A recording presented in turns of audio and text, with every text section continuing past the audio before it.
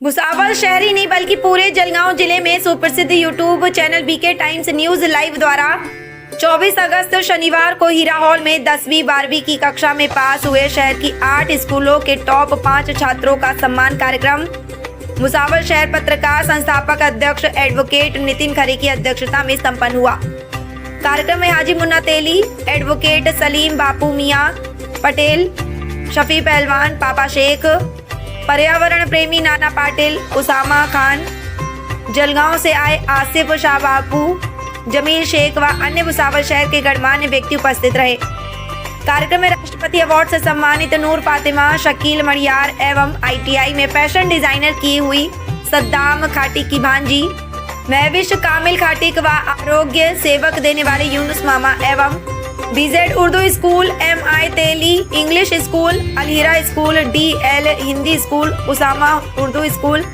National girls Urdu school, Biyani school, Raza Hussain school, Temani Hindi school के छात्रों को ट्रॉफी, मेडल और सर्टिफिकेट के लिए सम्मानित किया गया। वहीं कार्यक्रम को सफल बनाने के लिए बीके टाइम्स न्यूज के संचालक सद्दाम खाटिक, मुबारक खाटिक, मोइन शेख, शाहिर तेली, रफीक शेख, सरमजर खाटिक, शरीफ खाटिक, शाहिद खाटिक, शादाब खाटिक, इमरान शेख, कालिम शेख, हमीद शेख, फिरोज खान व अन्य का भरपूर योगदान रहा। कार्यक्रम का सूत्र संचालन हारून उस्मानी ने किया। बता दें कि कार्यक्रम की सफलता के लिए सद्दाम खाटिक को शहर पत्रकार समूह एवं जिले से आए अनेक गणमान्य व्यक्तियों ने खाटिक को शुभकामनाएं दी। वहीं सद्दाम खाटिक ने बताया कि ऐसे कार्यक्रम में की शुरुआत बीके टाइम्स न्यूज के माध्यम से पहली बार हुई है, जिसमें 80 छात्रों को सम्मानित किया गया है और अब ऐसे कार्यक्रम वे हर साल करेंगे। नितिन खरे इस्तकबाल करें। मैं चाहता हूँ कि वो मसरत पर जलवा फरोज हो। साथ ही साथ आज हमारे इस महफिल में एडवोकेट सलीम पटेल साहब भी तशरीफ रखते हैं। मैं उनसे गुजारिश करता हूँ कि वो भी स्टेज पर चले आएँ। जोरदार तालियों में सलीम साहब का यहाँ इस्तकबाल हो। हमारी महफिल में आली जनाब शफी पहलवान साहब भी तशरीफ रखते हैं। मैं उनसे दस्ता गुजारिश करता हूँ कि वो भी स्टेज पर चले आएँ। जोरदार तालियों में शफी साहब का यहाँ इस्तकबाल है। फिरोज शेख साहब, उनसे भी इल्तिमास है कि वो भी स्टेज पर चले आए।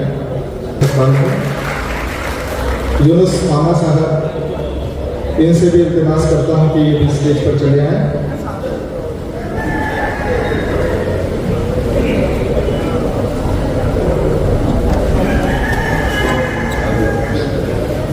बशीर भाई ठेकेदार, ये भी आज हमारी इस महफिल में तशरीफ फरमा है। इनसे गुजारिश की जाती है कि वो भी स्टेज पर चले आए।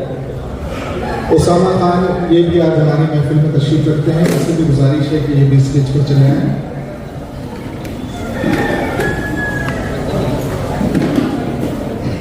ये भी स्टेज पर चल रहे हैं। चिराग सेठ, ये भी हमारे दरमियान तशरीफ रखते हैं। जोरदार तालियों में आबिद भाई का यहाँ इस्तकबाल हो। शाकिर भाई पिंजारी, ये भी आज हमारे दरमियान तशरीफ रखते हैं। इनसे भी गुजारिश है कि वो भी चले आए। जोरदार तालियों में शाकिर भाई का यहाँ इस्तकबाल। वक्त की रफ्तार का आंख मलकर आइए या हाथ मलकर आइए, ये बहाना खूबसूरत है मगर रुकिए नहीं, रास्ते में फूल पड़ते हैं कुचल कर आइए।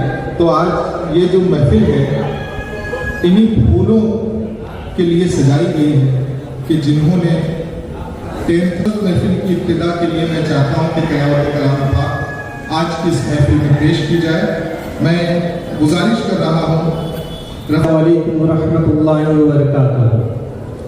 मैं चाहता हूँ कि जो आप नाश्ता कर रहे हैं 1-2 मिनट के लिए इसे रोक दीजिए और कुरान की तिलावत का एहतराम कीजिए।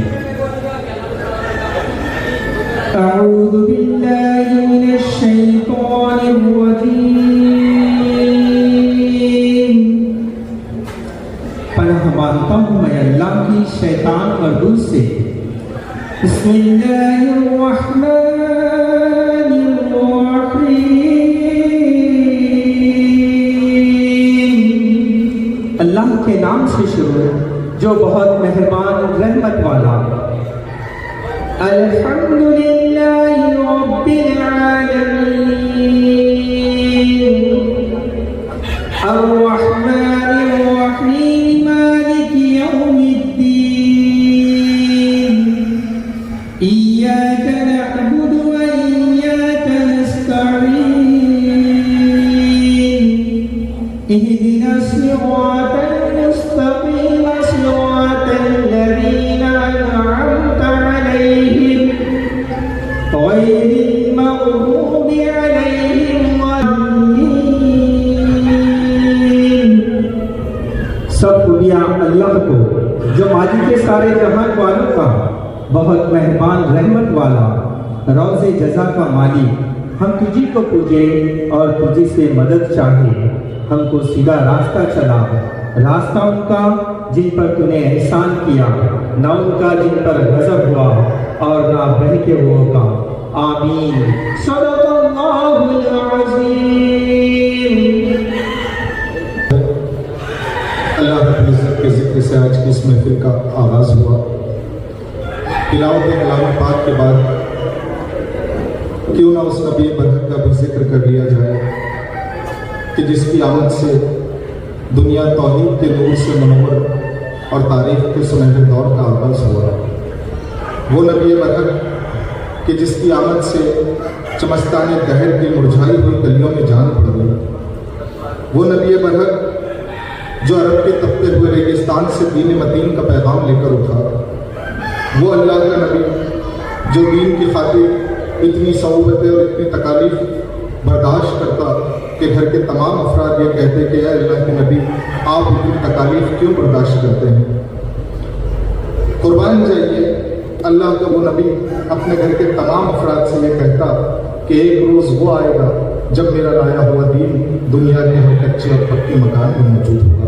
अल्लाह रब्बुल इज़्ज़त के जिक्र के बाद उस नबी बरहक के हुज़ूर नाते पाक का नजराना अक़ीदत पेश करने के लिए मैं दस्त बस्ता गुजारिश कर रहा हूँ शेख मतीन शेख मुबीन साहब से कि वो आए और आज की इस महफिल में नाते पाक का खूबसूरत नजराना अक़ीदत पेश करें। मैं मतीन साहब का इस्तक़बाल इन मिसरों से करता हूँ कि संगे मरमर की न तारीफ किया कर मुझसे, संगे मरमर की न तारीफ किया कर मुझसे, आंसुओं से जो मैं अहकाम मोहब्बत लिख दूँ, चूमने के लिए झुक जाए उसे ताजमहल, टूटे पत्थर पे अगर नाम मोहम्मद लिख दूँ, टूटे पत्थर पे अगर नाम मोहम्मद।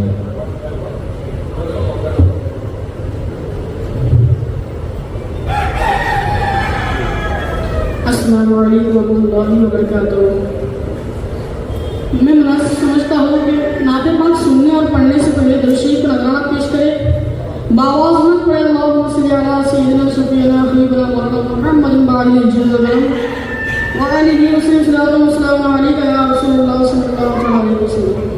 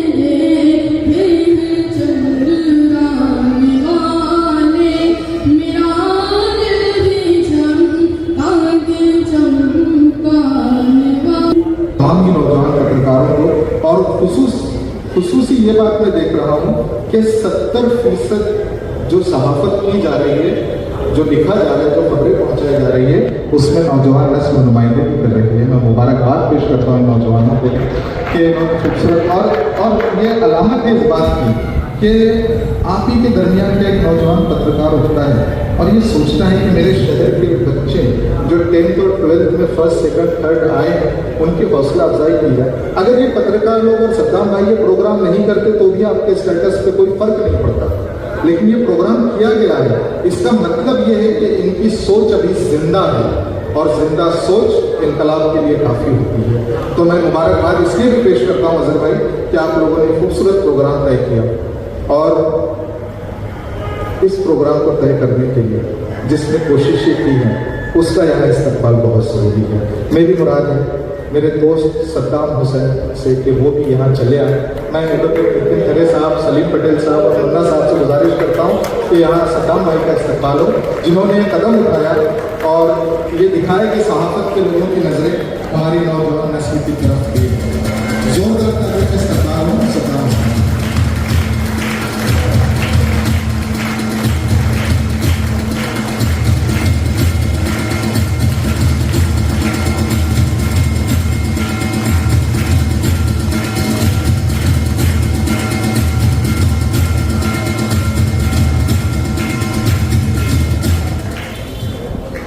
कि जब हम कुछ ऐसा काम कर जाते थे, अच्छा लिख लेते थे या अच्छी बातें कर लेते थे, तो जनाब हमें चाराने आठाने दिया करते थे इनाम के तौर पर, या कोई पेंसिल हुआ करती थी या शॉर्पनर हुआ करता था या हमें तोहफे के तौर पे दिया जाता था। तो हम वो उतना चीज़ उठाकर लेके जाते थे और इतने खुश हुआ करते थे और उसे संभाल कर रखा करते थे कि हमारे लिए इनाम दिया गया है।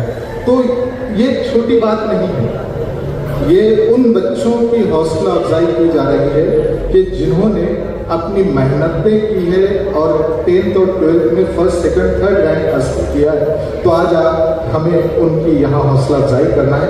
बस यही बात बीके टाइम्स ने सोचा। बीके टाइम्स तकरीबन मैं समझता हूँ कि 2018 से मैदान में आया है सहाफत के, और आज के अगर मैं उनका लाइव अपडेट देखूँ तो ये 64,000 से ज़्यादा सब्सक्राइबर हैं और 1 करोड़ से ज़्यादा उनके सब्सक्राइबर और फॉलोअर्स हैं। तो मैं ये समझता हूँ कि 1 करोड़ इट मीन्स ये भुसावल और जलगांव से बाहर निकल गए हैं। 64 फॉलोअर्स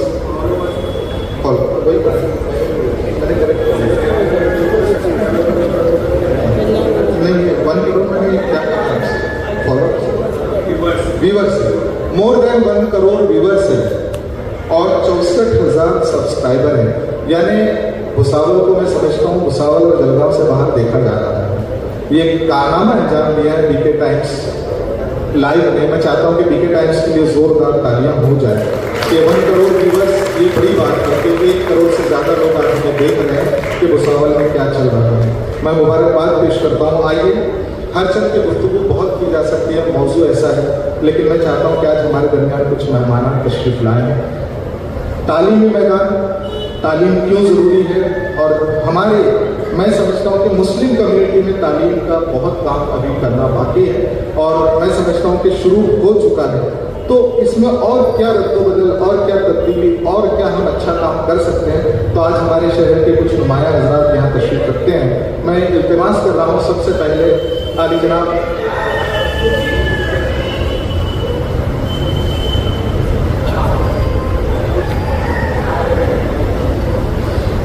मैं गुजारिश कर रहा हूँ आज हमारे दरमियान मौजूद एक नौजवान नस्ल की पहले मैं नुमाइंदगी दे दूँ कि जो उसामा उर्दू हाई स्कूल चला रहा है, ये मुझे बता सकता है नौजवान नस्ल में कि क्या तकलीफ़ें आती है और क्या हमें काम करना है। तो मैं गुजारिश कर रहा हूँ मोहतरम उसामा रऊफ खान साहब से कि वो माइक पर चले आए और तालीमी मैदान में क्या काम करना चाहिए, क्या होना चाहिए और क्या रुकावटें आती हैं उस पर ज़रा रोशनी डालें।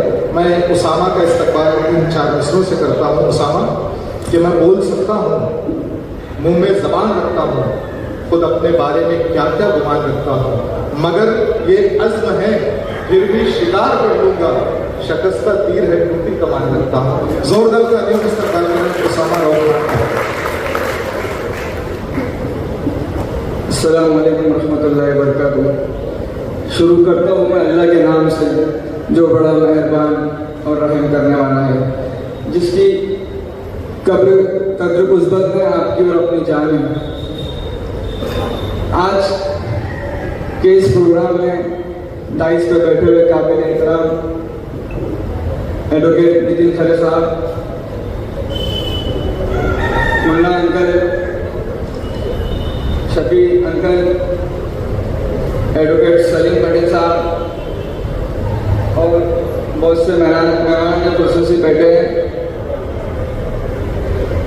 मैं आज सबसे पहले तो सद्दाम भाई को बहुत मुबारकबाद देना चाहता हूँ कि उन्होंने इस प्रोग्राम का आज़म लिया। मैं उन्हें इस प्रोग्राम की बहुत मुबारकबाद देना चाहता हूँ कि आप जोरदार तालियों से उनका सत्कार कीजिए। इस प्रोग्राम करना ये आसान बात नहीं है। उन्होंने अज़्म किया और आप सबको इकट्ठा करके यहाँ पे उन्होंने बच्चों का हौसला अफजाई किया, ये बहुत बड़ी बात है।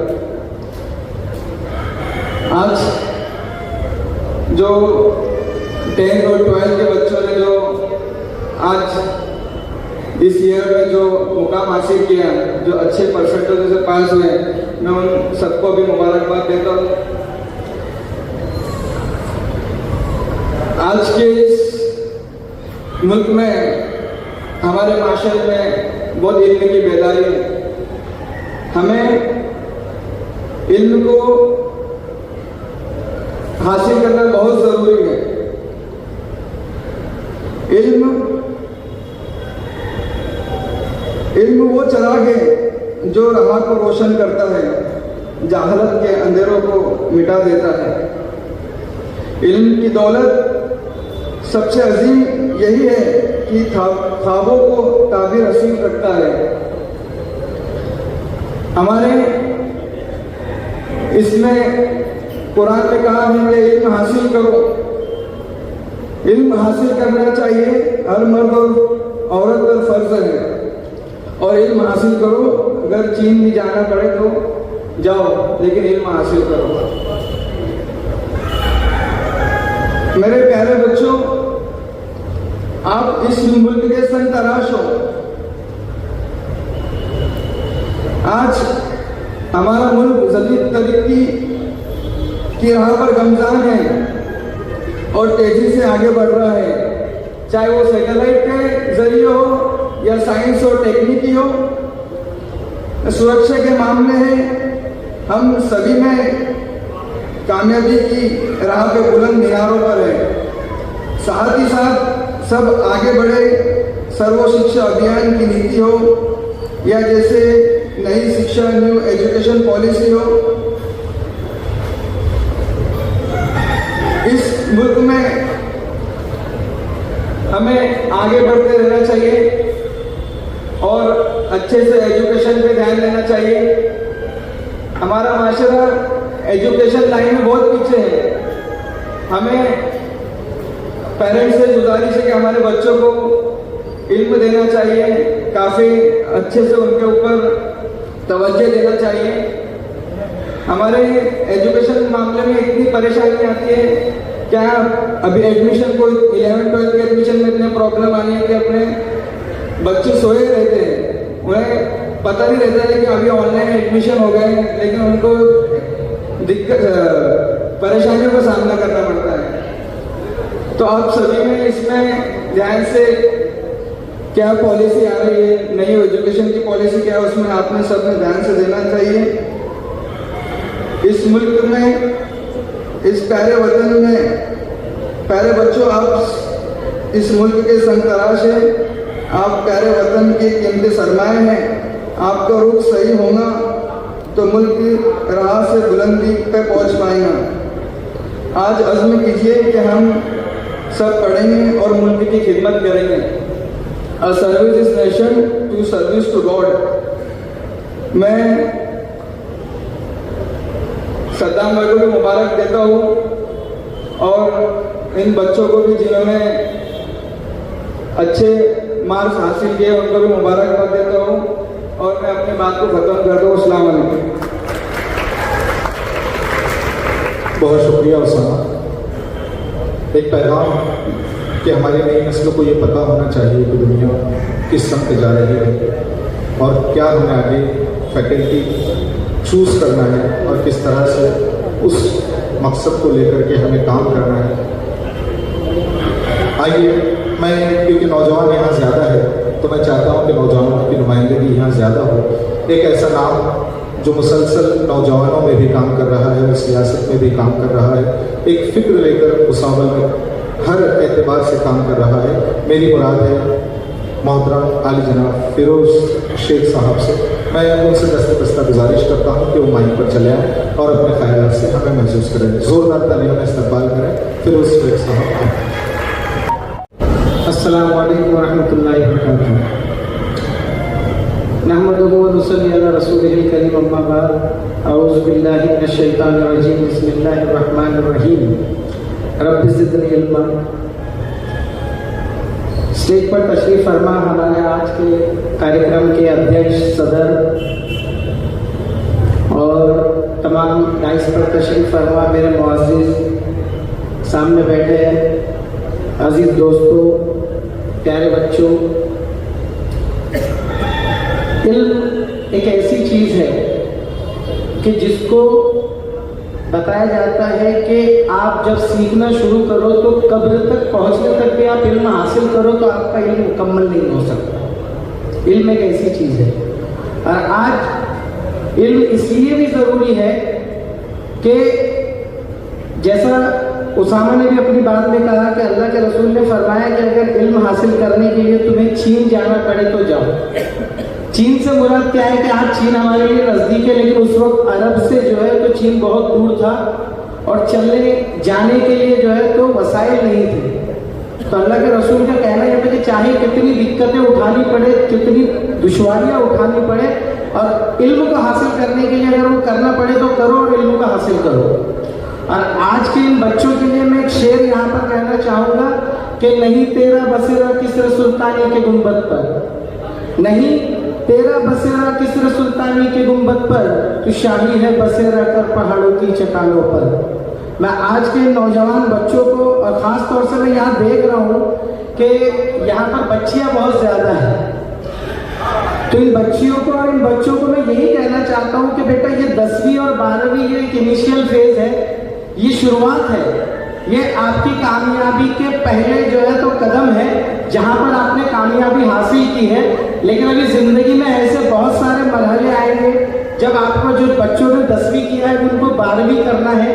कुछ बच्चे नीट की तैयारी करेंगे, कुछ बच्चे जेईई की तैयारी करेंगे, कुछ बच्चे अपने अपने हिसाब से अपनी फैकल्टीज़ को चुनेंगे, लेकिन उसमें जाकर महारत हासिल करना वो ज़्यादा ज़रूरी है। डिग्रियां तो आप किसी भी तरीके से हासिल कर लोगे, पढ़ाई करके डिग्रियां तो हासिल की जा सकती है, लेकिन अपनी काबिलियतों को बाहर लाकर एक काबिल हुनरमंद बनना, चाहे आप डॉक्टर बनो, चाहे इंजीनियर बनो, चाहे टीचर बनो, लेकिन इतने काबिल बनो कि आने वाले वक्त में तुम्हारे भी नाम जो है तो सुनहरी अल्फाजों में लिखे जाए और याद किया जाए कि ये भुसावल की सरजमीन से उठे हुए वो बच्चे हैं जिनका कभी जो है तो 10वीं और 12वीं में सत्कार छोटे पैमाने पे क्यों ना हो किया गया था, और आज इन्होंने पूरी दुनिया के अंदर अपने मुल्क के नाम को रोशन किया है। तो यही उम्मीद हम आप लोगों से रखते हैं कि आप तालीम के मैदान में इतने आगे जाओ, इतने आगे जाओ कि आप जब पीछे मुड़कर देखो तो जहालत का नामो निशान आपको नजर ना आए, और आप लोगों में भी बेदारी पैदा करो। जैसा बताया कि आज एजुकेशन फील्ड में नई नई टेक्नोलॉजीज आ रही है। सलीम भाई, अभी मैंने खुद ये देखा, अपनी बच्ची के जब 11th के एडमिशन के लिए हमने ऑनलाइन प्रोसेस किया तो बहुत सारे बच्चे ऐसे थे जिनको ऑनलाइन की प्रोसेस मालूम नहीं थी। वालिदैन जो है तो इस बात से जो है तो बिल्कुल बेखबर थे कि ऐसी भी कोई प्रोसेस होती है। उनको लगा कि 10वीं पास हो गए, बस हम लीविंग यहाँ से निकालेंगे, जाकर वहाँ जमा करेंगे और एडमिशन हो जाएगा। बट ऐसा नहीं है। इस साल गवर्नमेंट ने जो है तो 11वीं और 12वीं के एडमिशन भी जो है तो ऑनलाइन प्रोसेस के जरिए किए हैं, और बहुत सारे लोगों को इसकी मालूमात नहीं है। तो ये मालूमात पेरेंट्स ने भी हासिल करनी चाहिए अगर वो चाहते हैं कि उनके बच्चों ने आगे ज़्यादा से ज़्यादा और अच्छी तालीम हासिल करें। तो तालीमी मैदान में क्या चेंजेस आ रहे हैं, क्या क्या तब्दीलियाँ आ रही है, इस पर गौर करने का काम भी जो है तो वालिदैन का है, क्योंकि बच्चे तो अपनी पढ़ाई में मसरूफ़ है। वो तो बेशक आज बच्चे जो है तो इतने टेक्नोलॉजी से जुड़े हुए हैं कि मोबाइल के जरिए बहुत सारी चीज़ें उनको मालूम पड़ रही है, लेकिन मैं फिर भी बच्चों से गुजारिश करूंगा कि मोबाइल का इस्तेमाल उतना ही कीजिए जितना कि आपकी तालीम के लिए ज़रूरी है। आप टेक्नोलॉजी का उतना इस्तेमाल कीजिए जितना आपकी तालीम के लिए ज़रूरी है, वरना उसके अलावा आपके जहनों को ख़राब करने की भी साजिशें की जा रही है। दुश्मन अनासिर भी ये चाहते हैं, ख़ास तौर से मैं यहाँ पर बिना किसी जो है तो मतलब मुबालगे के साथ में और बगैर डरे इस बात को कहना चाहता हूँ कि आज जिस तालीमी मैदान में खास तौर से मुस्लिम नौजवान, मुस्लिम बच्चे और बच्चियां आगे बढ़ रही हैं, तो ये देखकर हमारे दुश्मनों के अंदर जो है तो एक थरथराहट है कि आज मुसलमानों के बच्चे भी आगे जा रहे हैं। तो वो चाहते हैं कि तुम्हारे अंदर जो है तो शर को पैदा कर दिया जाए, तुम्हारे अंदर गलत चीजों को डाल दिया जाए। तो मैं खास तौर से मेरी प्यारी बच्चियों से हाथ जोड़ के अदबन गुजारिश करूंगा कि बेटा सब करना, अपनी जिंदगी में कभी भी अपने आप को कभी डिस्ट्रैक्ट मत होने देना, अपने जहनों को डिस्ट्रैक्ट मत होने देना, क्योंकि ये उम्र और ये वक्त जो है तुम्हारी पढ़ाई का है और ये वो वक्त है जब तुम अपने आप को संवार कर, अपने आप को बनाकर एक कीमती नगीना बना सकते हो, जो किसी के घर की जीनत बनेगा, जो किसी की माँ बहन बेटी तो बनेगा, लेकिन साथ ही साथ इस मुल्क को रोशन करने वाला एक कोहिनूर सितारा बनेगा इंशाअल्लाह। तो मैं गुजारिश करूंगा बच्चियों से कि आप सिर्फ और सिर्फ अपनी तालीम की तरफ ध्यान दें। डिस्ट्रैक्ट करने वाले, बहकाने वाले गलत जो है तो मोबाइल की वेबसाइट, मोबाइल के ऊपर गलत गलत चैनल्स आपको जो है तो भटकाने की और भड़काने की कोशिश करेंगे, लेकिन उनसे जो है तो मानूस ना होते हुए, उनकी तरफ राग़िब ना होते हुए अपने आप को उससे बचाकर जिस तरीके से आप लोगों ने 10वीं और 12वीं में एक नुमाया कामयाबी, एक अच्छी कामयाबी हासिल की है, अपनी जिंदगी के तालीमी मैदान के अंदर आप लोग ऐसे ही आगे बढ़ते रहो। मैं दुआ करता हूँ अल्लाह रब्बुल इज़्ज़त से कि अल्लाह आप तमाम की नेक जायज़ तमन्नाओं को पूरा करे और आपको तालीम के मैदान में एक कोहिनूर सितारा बनाकर आसमान की बुलंदियों तक पहुँचाए। वाखिर दावाना अल्हम्दुलिल्लाहि रब्बिल आलमीन। अस्सलामु अलैकुम। खूबसूरत पैगाम अपनी तकरीर से दिया है कि अगर स्टूडेंट्स ने और ख़ासतौर से मुखातिब थे हमारी बहनों से कि अगर उन्होंने मंजिल तय कर ली है कि मुझे यहाँ तक पहुँचना है, तो जो रास्ता है उसमें बहकाने वाले भी आएंगे, डिस्टर्ब करने वाले भी आएंगे।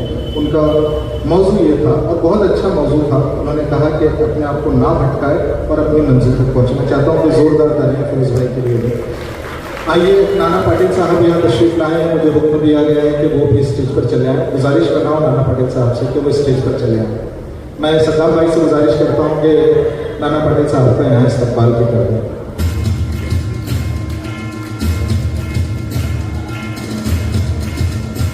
नगर पालिका के एम्बेसडर में पेड़ लगाने की मुहिम के लिए नाना पाटिल साहब जो भुसावल के लिए मुहताज तारुफ नहीं है कि वो माइक पर चले आए और अपने ख्यालात से हमें महसूस करें।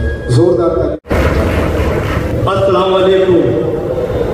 आज के प्रोग्राम के अध्यक्ष हाजी शफी पहलवान साहब और भुसावल के हमारे जाने माने वकील नितिन खरे साहब और व्यासपीठ में हमारे हाजी मोहम्मद अली और सभी मान्यवर, मुझे एजुकेशन पे बोलने के लिए हमारे सद्दाम भाई बीके टाइम न्यूज़ के जो संचालक और मालक है, उन्होंने 2 शब्द बोलने के लिए मुझे खड़ा किया। और वो आज की ऐसी महफिल है और ऐसा आज का प्रोग्राम है, एजुकेशन के ऊपर जो ये प्रोग्राम है, एजुकेशन के सभी संस्था के चालक मालक व्यासपीठ पर बैठे हुए हैं। तो मैं सभी जो पेरेंट्स के जो माँ बाप हैं और जो हमारे बच्चे हैं, बच्चे जो हमारे नौजवान बुजुर्ग जो बैठे हुए हैं, जैसे अभी हमारे फिरोज भाई ने अपनी जान खरोड़ के जो आप लोगों को मोबाइल के बारे में मार्गदर्शन करा, तो मैं सभी बच्चों के माँ बाप से गुजारिश करूँगा कि तुम एक टाइम का कोई तो भी प्रोग्राम कैंसिल करो, लेकिन बच्चों के हाथ में मोबाइल मत दो, क्योंकि मेन जल जो है शरारत की जो है वो मोबाइल है। तो मैं अभी जितने बच्चे और बच्चों के जो भी पेरेंट्स लोग आए हुए हैं, तो ये बहुत एक फख्र की बात है, बड़े फख्र की बात है बच्चों के लिए भी कि जो बच्चा एजुकेशन में आगे जाएगा तो उसको इनाम या बख्शिश मिलेगा। तो इसके जो दूसरे बच्चे हैं उन पर एक बड़ा असर गिरता सद्दाम पर। जो आपने ये प्रोग्राम लिए इसके लिए मैं आपको बहुत बहुत मुबारकबाद देता हूँ।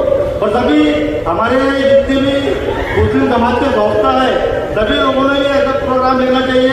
ये प्रोग्राम लेने की वजह से जो है जो बच्चों का जो हौसला है बच्चों का हौसला भी बढ़ता है और जो माँ बाप अपने पेरेंट्स जो बच्चों को पढ़ाते हैं एक उनको में भी पता लगता है कि मेरा बच्चा एक आगे जा रहा है। तो मैं सभी स्कूल के जो यहाँ चालक मालक सभी बैठे हुए मैं उनसे विनंती और गुजारिश करूँगा। अभी हमारे किसी भाई ने बताया कि भाई मुस्लिम समाज में एजुकेशन बच्चों का बहुत कम होता है और हमारे लोग बहुत पढ़ते हैं कम पढ़ते हैं।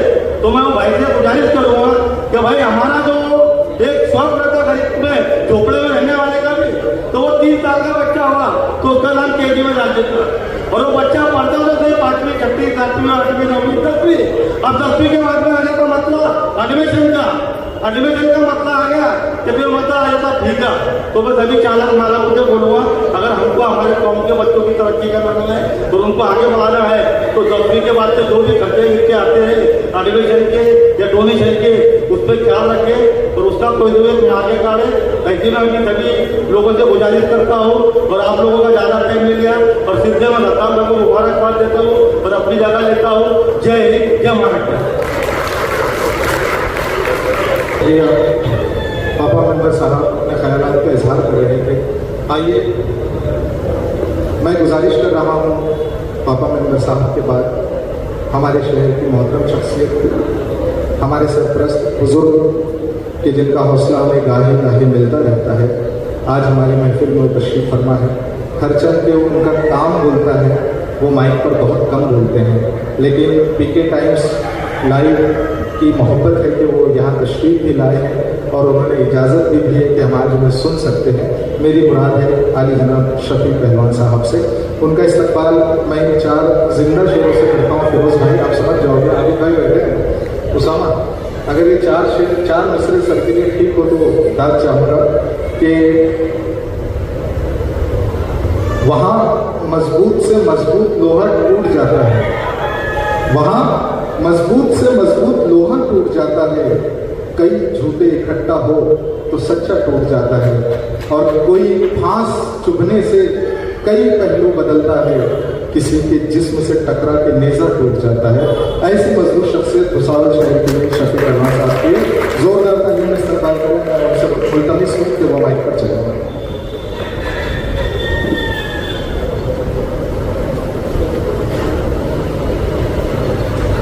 अस्सलाम वालेकुम रहमतुल्लाहि व बरकातहू। औज़ु बिल्लाहि मिनश शैतानिर रजीम। बिस्मिल्लाहिर रहमानिर रहीम। शुरू करता हूँ अल्लाह के नाम से। आज सद्दाम ने बहुत बढ़िया प्रोग्राम दिया है और ये प्रोग्राम में होते रहना चाहिए क्योंकि हमारे बच्चों को उसकी हौसला अफजाई मिलती है। और ज़्यादातर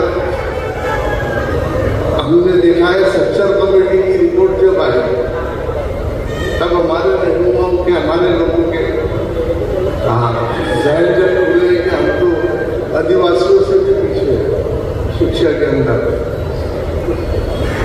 तो अब पहले ऐसा था क्या तो मैं खुद नगर पालिका के स्कूल में पढ़ा हूँ प्राइवेट स्कूल में कुछ दौर के हमारे जो रहनुमा थे वो लोगों ने गौर खबरें की और एक अदारा कायम किया पहले बहादुर लोकल हाई उसके बाद नेशनल गर्ल हाई ये 2 स्कूलें खुली। तो उनकी जो सोच थी पुराने लोगों की वो आगे की सोचते थे बहुत आगे लड़कियों की स्कूल अलग होना चाहिए आगे माहौल बहुत खराब आएगा और हम देख रहे हैं माहौल कितना खराब है। हमारी बच्चियाँ माशाल्लाह और हमारे लोगों की भी पहले के जो बुजुर्ग थे पहले के पुराने जो लोग थे उनकी सोच थी बेटियों को क्या पढ़ाना वो 5वीं 7वीं 8वीं से उठा लेते थे कि घर काम करना है घर संभालना है बच्चे और लड़कों को भी ज़्यादा तवज्जो देते थे कि कौन से हमारे को नौकरी मिलने वाली है पढ़ने के बाद तो उनसे हो गया बेटा मिस्त्री काम करने का चाय के होटल खोलने रिक्शा लेने साइकिल की दुकान डालने। तो इससे ज़्यादा हम मैट्रिक तक मैं भी ग्रुप नहीं पहुँच पाया हूँ मैट्रिक के आगे। तो ये हमारे लोगों की पुरानी सोच थी। बाकी आज अल्लाह का शुक्र है कि जो कांग्रेस ने और ये कांग्रेस की उसमें हुआ हुकूमत में जो हम एजुकेशन में इतना पीछे रहे और उन्होंने हमको आईना दिखाया कि तुम आदिवासियों से भी पीछे चर्चा कमेटी की रखो। तो बहुत से जो है हम लोगों ने हमारे खोलना चालू कर दी। आज नेशनल स्कूल ये अगले एक महीने में इसका उद्घाटन है नेशनल स्कूल का। तो पुराने लोगों की जो सोच थी कि लड़कियों की स्कूल अलग ही होगा, क्योंकि आगे का दौर बहुत खराब आएगा और आगे दौर वही चल रहा है। तो मैं समझता हूँ कि हर पेरेंट्स में अपनी बच्चियों का ख्याल करना, वो अगर पढ़ाई कर रही है उसको तवज्जो देना, ज़्यादा से ज़्यादा पढ़ाना ताकि वो अपने पैरों में खड़े हो जाए। शादी करती है, शोहर पैसा मिलता है, नकारा मिलता है, निकम्मा मिलता है, तो कम से कम लड़की पढ़ी लिखी रहे हमारी तो अपने परिवार को संभाल ले। तो मेरी गुजारिश है कि बच्चियों को ज़्यादा से ज़्यादा पढ़ाओ, तवज्जो दो उन पर, ताकि वो अपने पैरों पर खड़े हो सके। इससे ज़्यादा मैं और जितनी भी बच्चियाँ हमारी आज फर्स्ट है सबको मैं मुबारकबाद देता हूँ। इसमें मेरी भी स्कूल की 5 बच्चियाँ हैं, नेशनल गर्ल हाई स्कूल की, और इंशाल्लाह नेशनल गर्ल है 5-7 साल से 100% रिजल्ट ला रहे हैं। बस यही साल 99% मिला है। वो भी हमारी एक बच्ची बीमार थी, तो 5-7 साल से 100% हमारे स्कूल का रिजल्ट आ रहा है। और मैं चाहता हूँ कि हम लड़कियों का अदारा है भाई उसको तारीफ लें और इंशाल्लाह हम किसी की ताकत नहीं है तो स्कूल के सामने खड़े हो जाए। यहाँ हम देखते हैं स्कूलों के पास बच्चे तो रोड खड़े रहते हैं। वो तो ठीक है, वो वहाँ गवर्नमेंट हाई स्कूल है, तो मैं के लिए नहीं बनवा रहा हूँ, दबदबा है नहीं पहलवान का डाल देता है मारकर। तो माहौल ये चल रहा है। तो ज़्यादा से ज़्यादा मैं समझता हूँ अगर आपको बच्चों को पढ़ाना है तो नेशनल स्कूल है, लड़कियों की है और हिफाजत के साथ में बच्चियाँ वहाँ तालीम हासिल करेंगी। तो आगे के जो लोग थे हमारी पूरी सोच है कि आगे और माहौल खराब आएगा, आगे हम माहौल खराब आएगा। तो बच्चों पे ख्याल करें, उनको अच्छी से अच्छी तालीम दें। लड़कों में भी ख्याल है, ये मत सोचिए कि उनको नौकरी मिलती नहीं भी मिली तो कम से कम बिजनेस के लायक बन जाएगा, उसको अच्छे बुरे का सलीका, उठने बैठने का, इससे किस तरीके से बात करना चाहिए और हमने किस तरीके से आगे बढ़ना चाहिए, इतना सलीका तो उसमें आ जाएगा। पढ़ाओ बच्चों को, ये मत सोचो क्या इनको नौकरी नहीं मिली चलेगा, वो लड़ने लायक हो जाएंगे, अपना अधिकार मांगने लायक हो जाएंगे अगर वो पढ़े लिखे तो। हम लोग को मालूम ही नहीं अभी हमारे साथ क्या हो रहा है, हमारे हाथों को कितना मारा जा रहा है, हमारे मस्जिदों के साथ, हमारी दरगाहों के साथ देख रहे हैं हम लोग। तो उसकी वजह ये है कि हमारे में 80% जाहिलियत 80%। जिस दिन हम पढ़े लिखे हो जाएंगे तो मुश्किल हो जाएगा, हमारे किसी भी चीज़ को उंगली लगाना मुश्किल हो जाएगा। हमको यही मालूम है कि टूट रहा है तो टूट रहा है, हमने किस तरीके से रोकना चाहिए, क्योंकि हमने तालीम ही हासिल नहीं की। तो मेरी गुजारिश है अपने बच्चों को, लड़का हो या लड़की हो, वो जहाँ तक पढ़ते हैं वहाँ तक उनको पढ़ाओ।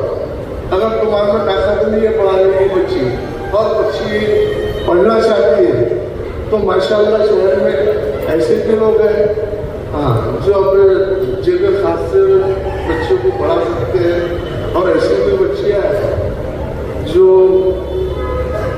पढ़ना चाहती है, बाकी सरमाया नहीं है ऊपर, तो बच्चियाँ हमें संस्था बनाने वो बनाने वाले कमेटी वो कमेटी के थ्रू हम बच्चियों को जितना भी खर्च है इंशाल्लाह वो हमारी तरफ से उठाएंगे और उन बच्चियों का तालीम और अगले महीने में इंशाल्लाह नेशनल स्कूल बहुत बेहतरीन बन रही है, अच्छी बन रही है। हमारे बच्चियों को ग्राउंड में रहेगा वहाँ खेलने के लिए और उनकी हिफाजत करेंगे। तो हेमा समझोगे मैं मेरे स्कूल की तारीफ कर रहा हूँ या आपको बोल रहा हूँ कि मेरे स्कूल में बच्चे को नहीं, दौर को देखते हैं, जो दौर चल रहा है उसको देखते हैं। आपको डिसीजन लो कि आपके बच्चे को आपको काम करना है, बस एक दो शब्द। इसके बाद क्योंकि वक्त बहुत तेज़ी से गुजर रहा है, मुझे बच्चों को हौसला अफजाई के लिए जो ट्रॉफी है उनकी डिस्ट्रीब्यूट करनी है और मैं समझ रहा हूँ कि क्या मामला है, लेकिन मेरी फहरिस्त में सिर्फ अभी 3 मेहमान और हैं जिन्हें हमें सुनना है। उसके बाद हम आपकी हौसला अफजाई की तरफ बढ़ेंगे। मैं गुजारिश कर रहा हूँ, आज हमारे दरमियान एक तालीमी कद रखने वाली शख्सियत मौजूद है जिनका तारुफ अगर मैं करवाने जाऊँ तो तकरीबन मुझे 10 से 15 मिनट रिक्वायर्ड होगा। तो मैं माफ़ी चाहता हूँ पहले कि सर आपको बिना तारुफ के बुला रहा हूँ, लेकिन 4 मिसरे आपके लिए पढ़ रहा हूँ जो आपका मुकम्मल तारुफ होगा। मैं आज हमारे दरमियान तशरीफ लाए आली जनाब मोहतरम सलीम पटेल साहब से गुजारिश कर रहा हूँ, एडवोकेट सलीम साहब से, कि जो SHWD के संचालक है, आज ये इल्मी शख्सियत हमारे दरमियान तशरीफ रखती है। मैं इनका इस्तकबाल 4 मिसरों से करता हूँ सलीम सर, कि इल्म देकर जो आपकी सोच है, इल्म देकर इन्हें जीने का हुनर दे दीजिए। कौन कहता है इन्हें बागे इरम दे दीजिए। इससे अच्छा कोई तोहफा नहीं बच्चों के लिए, इससे अच्छा कोई तोहफा नहीं बच्चों के लिए। घर में तलवार नहीं है तो कलम दे दीजिए। इस तरह की सोच रखने वाली शख्सियत एडवोकेट सलीम पटेल साहब आज हमारे दरमियान तशरीफ रखते हैं। मैं इल्तिमास करता हूँ कि वो माइक पर चले।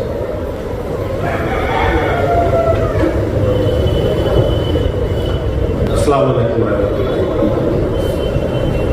जिंदगी दी है तुमने तो जीने का हुनर भी देना, जिंदगी दी है तुमने तो जीने का हुनर भी देना, और पाव दिए है तुमने तो तौफीक के सफ़र भी देना। मैं तो गूंगा था गुफ्तगू सिखलाई तुमने, अब जब मैं बात करूँ तो बातों में असर भी देना। आज के बीके टाइम्स ने जो मुनक्किद किया है प्रोग्राम, जिसमें 10वीं और 12वीं के इम्तिहान में फर्स्ट सेकंड पर आने वाले अलग अलग इदारों की बच्चियाँ हैं, उनका सबसे पहले मैं उनको मुबारकबाद पेश करता हूँ और अल्लाह ताला से दुआ गो हो कि आने वाले आगे के इल्म में अल्लाह ताला उनको कामयाबी और कामरानी अता फरमाए। आज के इस प्रोग्राम के सदर, इस ज़िले के बहुत ही मशहूर व मारूफ शख्सियत एडवोकेट नितिन खरे साहब, यहाँ पे तशरीफ लाए नाना पाटिल साहब, हमारे बड़े भाई साबिर शेख साहब, फिरोज शेख साहब, उसी के साथ फिरोज शेख साहब हमारे बड़े भाई, जिन्होंने बहुत ही अच्छे वैसे में बच्चों के मुस्तकबिल के बारे में अदारे की प्लानिंग बताया।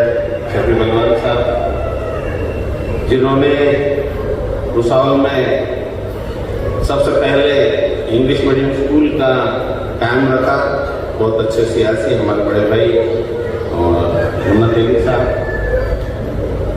यहाँ के बहुत अच्छे, जिनको बुजुर्ग का पढ़ाया जाएगा वो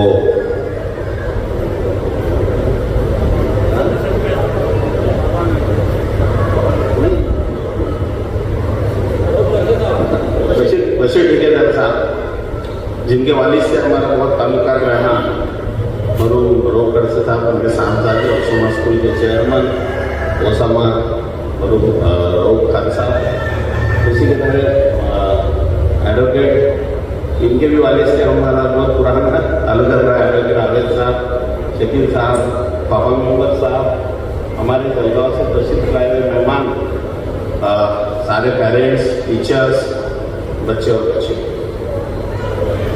बहुत सी बात हुई, मैं कोई बात ये कोशिश करूंगा कि कोई बात रिपीट ना हो, क्योंकि और अब 2 लोग जो बोलने वाले हैं तो वो भी एजुकेशन पे ही बोलने वाले हैं। तो मैं चाहता हूँ कि जैसा कि शफी साहब ने बताया कि अदारे है, लेकिन एक कोशिश हुई थी 2004 में भुसावल में, आपको याद दिलाता चलूँ, विलासवाल जी जब चीफ मिनिस्टर थे वैभव साहब, तो हमने ये कोशिश की थी कि भाई आप 10वीं तक की हमारी बच्ची उर्दू में पढ़ती है, 12वीं तक की हमारी बच्ची उर्दू में पढ़ती है, पर 12वीं के बाद में आप उसको बोल देते हैं कि आप मराठी में पढ़ो या अंग्रेजी में पढ़ो या एक नागपुर यूनिवर्सिटी से अफिलिएटेड या हिंदी मीडियम का कॉलेज है वहाँ पढ़िए। तो अपन ने यहाँ सीनियर कॉलेज 2004 में लाया था। कुछ लोगों को याद भी होगा कि वो सुरभि कॉम्प्लेक्स में कॉलेज से अपन ने उसको शुरू किया था, लेकिन अफिलिएशन में प्रॉब्लम आई। अगर अफिलिएशन उसको मिल जाता था तो महाराष्ट्र यूनिवर्सिटी में भी उर्दू डिपार्टमेंट कायम हो जाता था। और हमारी बच्ची है जो 10वीं 12वीं की बजाय ग्रेजुएशन तक यहाँ तालीम ले सके। तो सबसे पहले तो जितने अदारे यहाँ बैठे हैं, मैं एक बात साफ करता चलूँ कि हम अभी भी बहुत पीछे चल रहे हैं, क्योंकि आज भी कोई माइनॉरिटी का मेडिकल कॉलेज नहीं है, आज भी माइनॉरिटी का कोई इंजीनियरिंग कॉलेज नहीं है, आज भी माइनॉरिटी का कोई पॉलिटेक्निक कॉलेज नहीं है, आज भी माइनॉरिटी का कोई यहाँ पे फार्मेसी कॉलेज नहीं है, माइनॉरिटी का कोई यहाँ पे नर्सिंग स्कूल नहीं है। तो ऐसे बहुत से शोबे हैं कि जहाँ आज जरूरत है, क्योंकि हमारी बच्चियाँ अगर 10वीं और 12वीं से आगे पढ़ना चाहती है तो हमको उनको ऑप्शन देना पड़ेगा कि भाई ये आप कीजिए। और अगर हम ऑप्शन नहीं देंगे तो मुझे लगता है कि फिर उनके पास में वही ऑप्शन रहेगा कि वो और किसी अदारे में जाके अपनी तालीम मुकम्मल करें। क्योंकि नीट, अब जो बच्चियाँ 12वीं की इम्तिहान में अच्छे नंबर लाई है, जाहिर सी बात है उन्होंने नीट की प्रिपरेशन कर रहे होंगे, वो जेईई की प्रिपरेशन करी होंगी। तो इसमें हमको 2-3 चीज़ों की जरूरत है। वालिदैन का काम है कि उनको मोटिवेट करें, टीचर्स का काम है कि उनको गाइड करें, और बच्चों का काम है कि हम खूब मेहनत करें। अभी जैसे हमारे पास में जब हम जैसे बताया कि रोसामा भाई ने कि बच्चों को ऑनलाइन कैसे क्या रजिस्ट्रेशन हो रहा है, जूनियर कॉलेज का पता ही नहीं था। कोशिश होती है, अदारे वाले अपने तौर पे कोशिश करती है। हमारे यहाँ भी हमने 15 दिन तक के काउंसलिंग सेशन चलाए। सद्दाम भाई ने उसको ब्रॉडकास्ट करते रहे कि भाई जो बच्चों को फॉर्म भरने में अगर दिक्कत होगी तो वो आए, सुबह से 9 बजे से लेकर शाम के 5 बजे तक कभी भी आए, और उनको ऑनलाइन फॉर्म कैसा भरा जाएगा, ऑप्शंस कैसे डाले जाएंगे बताए। ऐसे ही जब आप आगे जाएंगे तो इंजीनियरिंग के लिए, मेडिकल के लिए आपको ऐसे राउंड्स रहेंगे, वो राउंड्स में ऑप्शन डालना पड़ेंगे। और बहुत से बच्चों को तो अच्छे मार्क होने के बाद भी गलत ऑप्शन डाल देने से फिर चॉइस के कॉलेजेस नहीं मिलते। तो वो भी एक स्कीम है कि कैसे चॉइस दिया जाए, कैसे प्रेफरेंस कैसा डाला जाए, तो उस हिसाब से भी ये करना चाहिए। थोड़ी सी हमारी कोताही हो जाती है पेरेंट्स की बच्चों की कि हम उसकी तरफ ख्याल नहीं देते। तो मैं ये चाहता हूँ कि हम अब ऐसे फील्ड में कोशिश करें सब अदारे वाले कि जो एजुकेशनल इंस्टीट्यूट यहाँ नहीं है होना से, वो हमने कायम करना चाहिए। हमें पॉलिटेक्निक में ध्यान देना चाहिए, हमें फार्मेसी में ध्यान देना चाहिए। और जरूरी नहीं कि कोई एक ही आदमी सब करे, कोई आप करो, कोई मैं करूँगा, कुछ ये करेंगे, कुछ वो करेंगे। जिसके पास जगह है, जिसके पास इंफ्रास्ट्रक्चर है, जो चीज में ये करना चाहिए था। लेकिन एक मुकम्मल एजुकेशनल हब अगर अपने भुसावल को बनाना चाहते हैं तो सब चीजें अपने को करना पड़ेगा। दूसरी बात यह है क्या, अब कंपटीशन का दौर है। जैसे अटल इंजीनियरिंग लैब का बोला, जो आर्टिफिशियल इंटेलिजेंस, यहाँ सारे पत्रकार बैठे हैं कि बड़ा जोर चल रहा है कि आर्टिफिशियल इंटेलिजेंस में सब कुछ चल रहा है, कल जाके आर्टिफिशियल इंटेलिजेंस ट्रीटमेंट भी करेगा। तो ये आर्टिफिशियल इंटेलिजेंस के लिए tinkering lab government of India ने दी है, जिसमें जो लेटेस्ट सॉफ्टवेयर है, जिसको लाइसेंस सॉफ्टवेयर है, वो सारे उसको प्रोवाइड किए जाएंगे। और सिर्फ एक स्कूल के बच्चे नहीं, मेरी एक ख्वाहिश है कि सारे स्कूल के बच्चों को वहाँ अपन बैच वाइज बुला के वाटर टिंकरिंग लैब का बेनिफिट उनको दें। उसी के साथ में एक थोड़ी सी मैं ये कड़वी भी बात कहता हूँ कि हम थोड़ा सा अभी भी एजुकेशन के बारे में जितनी तवज्जो देना चाहिए कि हमारे पेरेंट्स दे नहीं रहे। बहुत कोशिश की, हमने मोटिवेशनल स्पीकर्स लाए। जब 10th का एग्जाम खत्म हुआ तो मैंने बोला कि भाई बच्चों ने क्या करना चाहिए, बच्चों को ऑप्शंस मालूम नहीं, बच्चों को इतना मालूम है आर्ट है, कॉमर्स है, साइंस है, मेडिकल है, इंजीनियरिंग है, फार्मेसी है, बस इतना 10-20 मालूम है, जबकि 150 ऑप्शंस है। 150 ऑप्शंस में से बहुत से ऐसे ऑप्शंस है कि हमारी जहन में भी नहीं है, क्योंकि कुरान शरीफ की एक आयत है कि मैं वहाँ से तुमको इल्म और रोजी दूंगा जहाँ तुमको गुमान भी नहीं होगा। अब बीएससी गार्डनिंग हमारे लिए बीएससी गार्डनिंग यानी बहुत आसान है, लेकिन फॉरेन में अमेरिका में डॉक्टर इंजीनियर से ज़्यादा बीएससी गार्डनिंग वालों को जॉब नहीं। तो हमको ये भी देखना पड़ेगा हमारे पास में हर बच्चा तो डॉक्टर इंजीनियर नहीं बन सकता, तो हमको ऑप्शंस देखना पड़ेगा कि what are the options available, what are other options there. तो वो ऑप्शंस हमको अगर देखना है तो हमको थोड़ा सा आजू बाजू में देखना पड़ेगा, जहाँ से गाइडेंस मिलता देखना पड़ेगा। पहला मैंने सेमिनार लिया, सारे स्कूलों को लेटर दिए, उसमें 42 बच्चे आए, और जब 42 बच्चों से मैंने बात किया कि भाई आप क्या बनना चाहते हो, तो 10वीं पास हुए हुए बच्चे ने मुझे बताया कि अभी मैंने सोचा नहीं। यानी इस तरह की बात है, क्या कोई बैग लेके भुसावल के रेलवे स्टेशन पे बैग पहुंच जाए और उसको पूछे कहाँ जाना चाहते हो, तो बोले अभी मैंने सोचा नहीं। तो ऐसा तो हो ही नहीं सकता ना।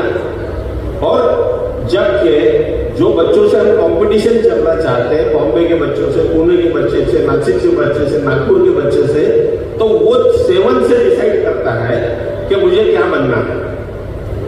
इसलिए हमारे अदारे में यहाँ HSW स्कूल में, किफायत में, नजीर अहमद स्कूल में 8 से अपन ने फाउंडेशन बैच रखी है कि 8 के अंदर जब दाखिला होगा तो बच्चे को बिठा के, वालिदैन को बिठा के ये काउंसलिंग किया जाएगा कि आपका बच्चा क्या बनना चाहता, आप उसको क्या बनाना चाहते और उसके लिए क्या करना पड़ेगा। देखिए, जिंदगी में जितने भी बड़े लोगों के आप अगर ऑटोबायोग्राफी पढ़ेंगे तो काम करने के 8 घंटे, कामगार को भी 8 घंटे काम करना पड़ेगा, पर 8 घंटे नौकरी करने वाला, 8 घंटे की कामगार की नौकरी करने वाला, 8 घंटे दुकान पर बैठने वाला कभी बड़ा आदमी नहीं बना। बड़ा आदमी वही बना जिसने 16 घंटे काम किया, जिसने 18 घंटे काम किया, वही बड़ा आदमी। अगर आप बड़ा बनना चाहते हो तो आपको कम से कम ये उम्र में 16 घंटे 18 घंटे पढ़ाई करने की सोच रखिए। आपके वालिदैन आपको सारी फैसिलिटीज मुहैया कराए, आपको अच्छा खाना दे रहे हैं, अच्छी जगह तालीम दे रहे हैं, अच्छे कपड़े दे रहे हैं, किताबें दे रहे हैं। जैसे सभी पहलवान साहब ने बोला कि बहुत से लोग हैं, अगर कोई मुश्किल आदत भी नहीं है तो अल्लाह के बहुत नेक बंदे हैं जो अलग अलग तरीके से अलग अलग ये है ऑर्गेनाइजेशन से जो मदद करते रहती है। काम में उनको करने की जरूरत है। उसके बाद में नदीम मेमन साहब आपने नाम सुना होगा, जो बड़े बड़े अदारों में जाके उनका प्रोग्राम लोग लेते हैं मोटिवेशनल इसका, उनको मैंने बुलाया तो यहाँ 100 ही लोग आए।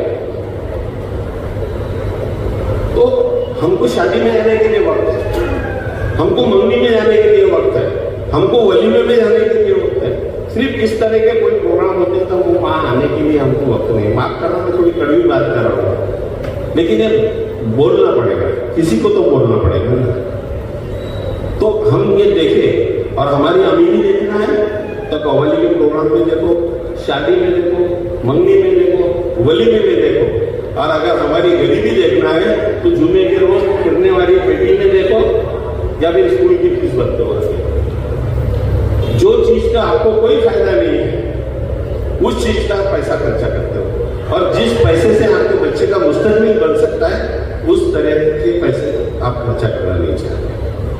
मैं आखिरी बात बोल के बात खत्म करूंगा, क्योंकि बहुत सारे लोगों को हमको सुनना है। जैसे यहाँ पे सब अदालतों में अपने आर्ट्स है और साइंस है, 11th में कॉमर्स नहीं था, पर अभी आने वाला जो दौर है कॉमर्स का दौर है, क्योंकि बैंकिंग है, सारे प्राइवेट बैंक अभी मार्केट में आ रहे हैं, और सारा हर एक को पैन कार्ड बनाना है, हर एक को आधार कार्ड बनाना, चाहे छोटे से छोटे सब्जी बेचने वाला उसको भी आधार कार्ड लगता, पैन कार्ड लगता। बैंक में गए तो बोलता कि तुम्हारा स्टेटमेंट ये दो, तुम्हारा रिटर्न फाइल करेंगे, रिटर्न का डॉक्यूमेंट दो। तो बैंकिंग फील्ड में बहुत सारे ऑप्शंस आ रहे हैं, आप चार्टर्ड अकाउंटेंट बन सकते हैं, आप बैंकिंग सर्विसेज में जा सकते हो, तो उसके लिए बीकॉम जरूरी है। तो इस साल से अपन ने HSW स्कूल में इंग्लिश मीडियम में कॉमर्स शुरू किया है, ताकि जो एक कमी थी कि भाई आर्ट्स में भी बच्चा पढ़ना चाहे तो उसका ऑप्शन था, साइंस में पढ़ना चाहे तो ऑप्शन था, कॉमर्स का ऑप्शन नहीं था, पापा ने अवेलेबल किया है। और मैं चाहता हूँ कि हम सब लोग एक साथ बैठेंगे और एक साथ बैठ के कौन कैसा कर सकता, किस तरह से हम जो कमियां हैं वो दूर कर सकते हैं, इसके लिए इंशाल्लाह कोशिश करेंगे आने वाले दौर में और आपसे मुलाकात होती रहेगी। बस मैं इतना चाहता हूँ कि आप लोग कोशिश करते रहिए और ये कोशिश वालिदैन की कोशिश होना चाहिए। और बच्चों से मेरी आजीदाना गुजारिश है, बेटा मेहनत करने से कुछ नहीं होता, 4-5 साल मेहनत करो, जिंदगी भर आराम से रहो, और 400-500 साल मंगनी में, शादी में, वलीमे में वक्त गमा दो और जिंदगी भर तकलीफें उठाते हो। अभी 3 मुस्लिम IAS ऑफिसर बने, अजीज खान करफट IAS, जो आदिमा बच्ची वो डायरेक्ट IAS हुई, और अभी आशा पठान करके प्रमोट IAS बनी, जिसमें 3 IAS जो मुस्लिम बने उसमें 2 मुस्लिम किए हैं। डॉक्यूमेंटेशन हमारे पास में नहीं है, EWS के सर्टिफिकेट आप पहले बना लीजिए, क्योंकि सबका इनकम 8 लाख से नीचे है और EWS को 10% आरक्षण है। अगर आज सबसे ज्यादा अगर मुस्लिम बच्चे आप मेडिकल की लिस्ट उठा के देखेंगे सर, तो सबसे ज्यादा मुस्लिम बच्चे मुस्लिम बच्चों की एडमिशन EWS में हो रही है। ये एक तरह का हमारे को आरक्षण है, क्योंकि हम उसमें इकोनॉमिकल वीकर सेक्शन में बैठ रहे हैं। तो EWS का सर्टिफिकेट हर बच्चे ने आज ही बना लेना चाहिए, और खास करके 10वीं और 12वीं के बच्चे उन्होंने बना लेना चाहिए। सर मैं आपका भी बहुत बहुत शुक्रगुजार हूँ, हमें उस्मानी सर का बहुत अच्छी इंतजाम आप कर रहे हैं। जिस तरह से आपके पास का अल्फाजों का जो खजाना है, तो मैं चाहता हूँ कि अल्लाह उसमें से कुछ हमको भी नवाजे, हमको भी नवाजिश हो जाए। और जाते जाते इतना कहूँगा कि फाका के शिकस्त फतेह पाना सीखो, फाका के शिकस्त फतेह पाना सीखो, हिजाब में भी कह के लगाना सीखो, और खुद अपने आप को और कामयाब होना चाहते हैं तो अपने आप को तूफान बनाना सीखो। और तूफान रहेगा तुम्हारे इल्म का, वो तूफान रहेगा तुम्हारी शख्सियत का, और दूर कर दीजिए, ऐलान में जंग कर दीजिए उन ताकतों के खिलाफ। सबसे पहले ऐलान में जंग कर दीजिए अपनी नाइल्मी के खिलाफ, जो हमारे नबी ने 1400 साल पहले बोल दिया, लेकिन हम अमल नहीं कर रहे। ऐलान जंग कर दिया अपनी नाइल्मी के खिलाफ, ऐलान जंग कर दिए ऐसा से कमजोरी के खिलाफ कि क्या होगा भाई, कुछ होगा नहीं, अपने को कहाँ नौकरी लग रही, नाउम्मीदी कुफ्र है। अल्लाह चाहे तो कुछ भी हो सकता है, ये यकीन पुख्ता कीजिए, और जो ऐसा से मुख्तलिफ उसको निकाल के फेंकिए, और जंग ऐलान कर दीजिए फिरका परस्त ताकतों के खिलाफ, जो आपको बांटना चाहती है, जो आपको इनसे दूर रखना चाहती है। और उसका जवाब ये है कि हम तालीम में हम तरक्की करें। मैं अल्लाह से दुआ करूँ कि अल्लाह ताला जो नेक ख्वाहिशों के साथ में सद्दाम भाई ने या जो प्रोग्राम लिए उसमें कामयाबी और कामयाबी अता फरमाए। बाकी दावा अल्हम्दुलिल्लाह। सर मैं चाहूँगा थोड़ा सा एक माहौल है कि लोग घड़ियों की तरफ देख रहे, होना नहीं चाहिए।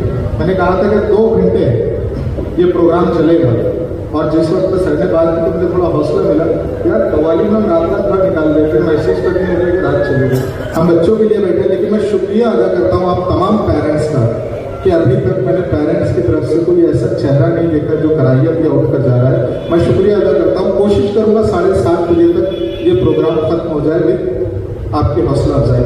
सलीम सर ने बात की, मेरे तमाम दोस्त बैठे, मैं नाम नहीं लूँगा, बड़ी बेबाकी से बात कही, सारी बातें बेबाकी से कही। मैं सिर्फ 2 मिसरे कहूँगा, हर शख्स के चेहरे का भ्रम खोल रहा है, हर शख्स के चेहरे का भ्रम खोल रहा है, कम्बख्त ये आईना है, सच बोल रहा है।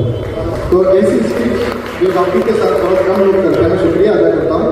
आइए बड़े ही इख्तिसार के साथ अब मैं इस मोहतरम शख्सियत को आवाज़ दे रहा हूँ, जिसे पूरा भुसावल शहर मोहतरम मुन्ना इब्राहिम तेली साहब के नाम से जानती है, जिनके कारनामे नुमाया से भुसावल गैर मुताबिक नहीं है। बगैर किसी मजीद और तमीद और तारुफ के मैं चाहता हूँ कि जोरदार तालियों में इनका यहाँ इस्तेमाल करें। आज भुसावल शहर में बीके न्यूज़ के माध्यम से यहाँ पर बच्चों की हौसला अफजाई का प्रोग्राम रखा गया है। आज के इस प्रोग्राम के सदर हमारे दोस्त एडवोकेट नितिन खरे सर,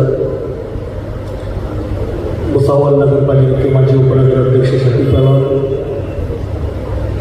जलगांव से आए हुए हमारे बहुत ही सीनियर और सियासत में कांग्रेस में काफ़ी दिनों से जद्दोजहद करके उन्होंने कौम को एक अच्छी दिशा बताने की कोशिश की। ऐसे हमारे सलीम भाई, बड़ी माफ़ी के साथ सबके नाम नहीं ले सकता हूँ, लेकिन सम्माननीय व्यवस्थित कि वक्त बहुत ज़्यादा हो चुका है। मैं नहीं चाहता कि यहाँ पर और ज़्यादा बच्चों को परेशानी हो।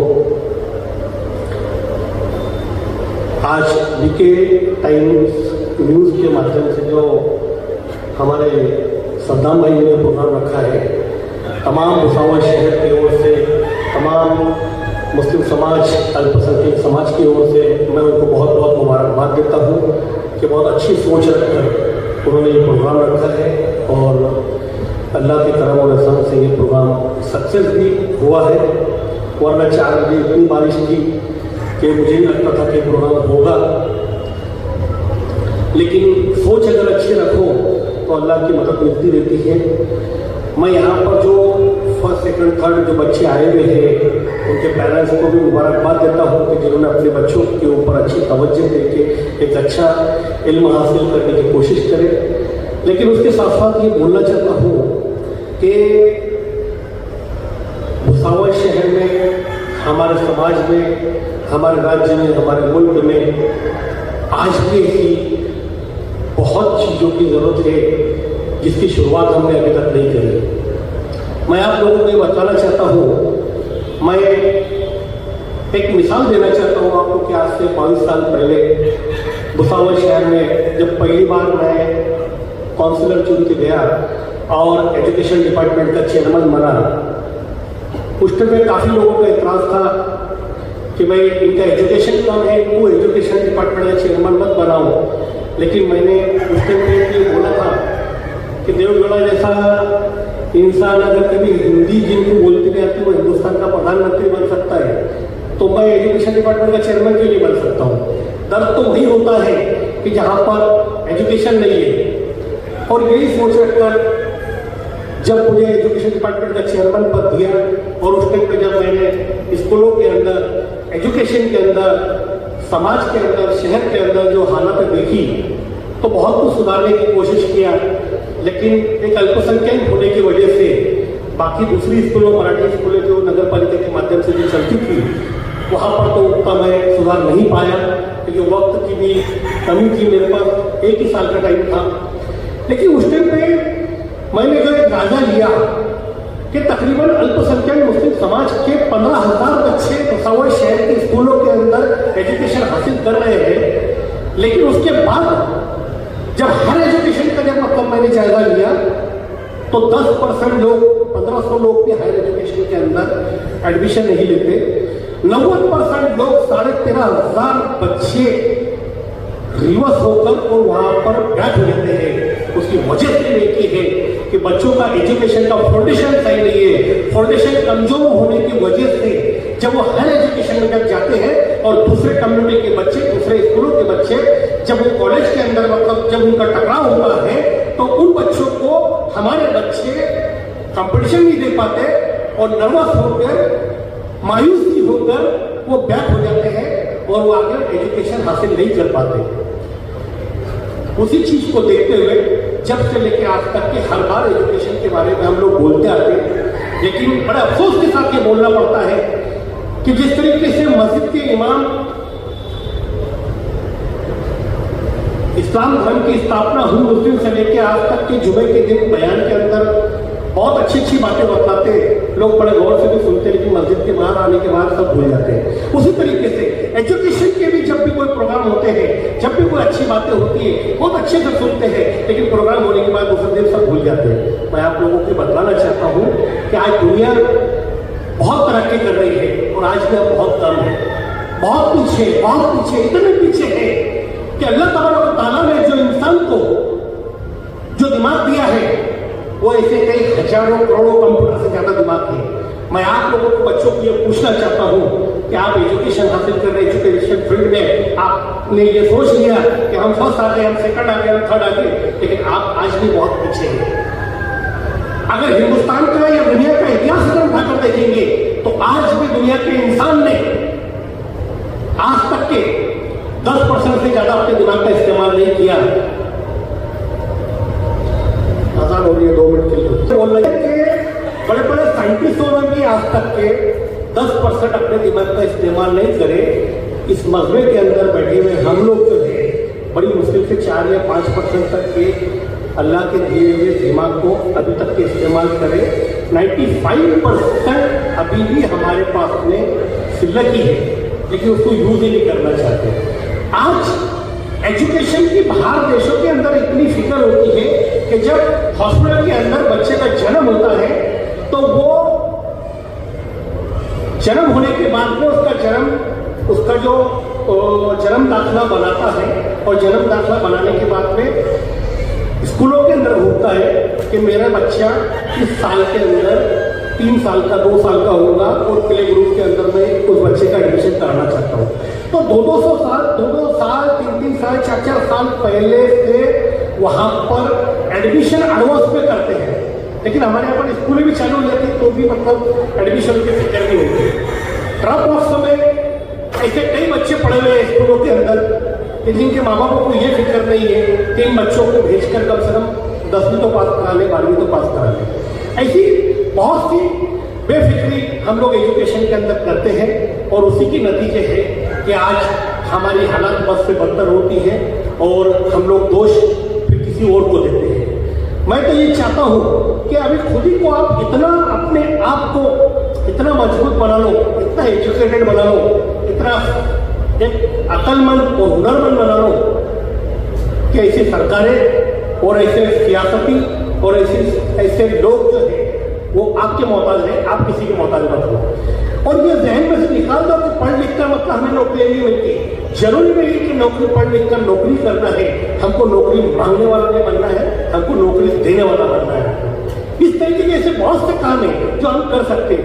10वीं के बाद ऐसे कई सैकड़ों कोर्सेस है, ऐसे कोई सैकड़ों फील्ड है जहाँ पर हम लोग जा सकते हैं। लेकिन मुझे बड़ा अफसोस के साथ ये बोलना पड़ता है कि कई पेरेंट्स को तो बड़ी मुश्किल से 10 फील्ड के अलावा 11वें फील्ड का भी नाम नहीं मालूम कि 10वीं के बाद बच्चों को कहाँ डालना करके। ना बच्चों को फिक्र है, ना पेरेंट्स को फिक्र है।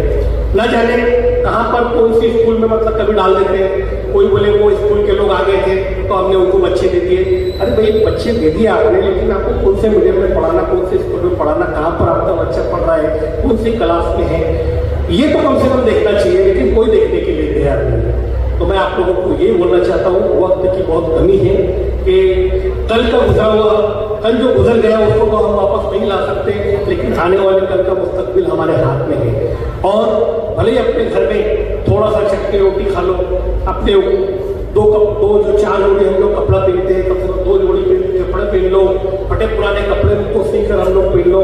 लेकिन बच्चों को अगर देना है तो अच्छे से अच्छा एजुकेशन दो, ताकि वो एजुकेशन हासिल करके अपने पैरों पर खड़े हो और अपने मुस्तकबिल को एक अच्छा क्वालिटी वाइज बनाए।